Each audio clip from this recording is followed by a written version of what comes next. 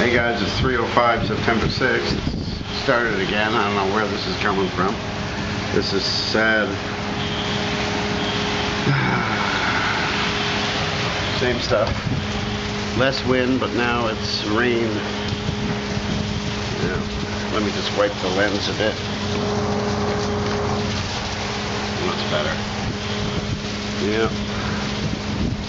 Everything's done. My store is gone. The candy shop, unfortunately. I don't know what I'm going to do. There's no roof. The roof's gone. Every roof is gone. It's a lot of stores damaged. Front Street. I hear they're looting now. The Marines, the Coast Guard were supposed to be here, but they're not.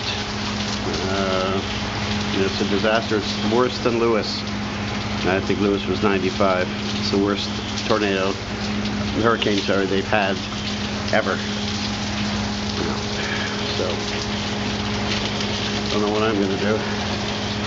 There's no electricity. I don't think we'll have the electricity for days, maybe a week. I don't know. They got to check lines and everything. It's a drag. No Wi-Fi.